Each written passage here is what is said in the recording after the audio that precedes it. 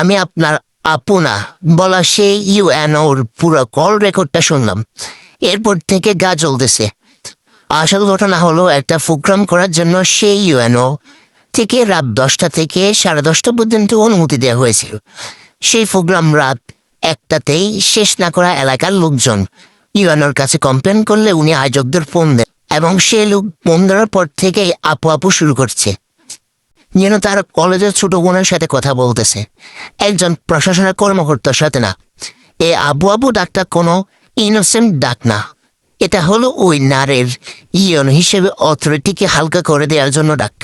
এই জন্যই তিনি কড়া গলায় তাকে আপু না রাখতে বলেছেন। অথচ আপনি এই রিলেটেড খবরগুলোর নিচে কমেন্ট দেখলে বুঝবেন আম পাবলিক কি ইতরস্য ইতর। অনেক কমেন্ট এমন, প্রশাসনের লোকেরা হলো জনগণের চাকর, তাদের কেন স্যার ডাকা লাগবে? আরে ভাই, সেই ইউএনও, ম্যাজিস্ট্রেট, ডিসি, এসপি এরা সবাই জনগণের সেবক, কিন্তু তারা ইন্ডিভিজুয়াল মানুষের চাকর না। তারা সরকারের প্রতিনিধি হিসেবে জনগণকে সেবা দেয়।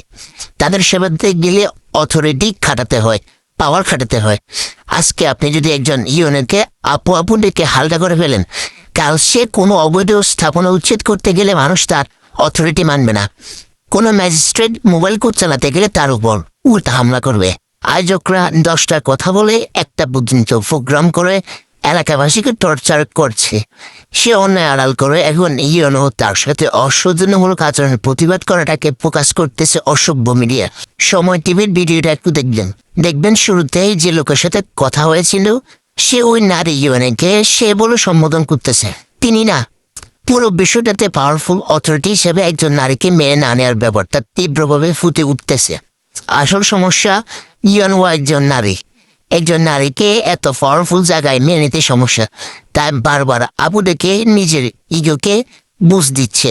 এখানে একজন পুরুষ ইউএনও ফোন দিলে তাকে ভাইয়া ডাকা তো দূরের কথা, উল্টো স্যার ডাকতে ডাকতে ফ্যানকে মুতে দিত।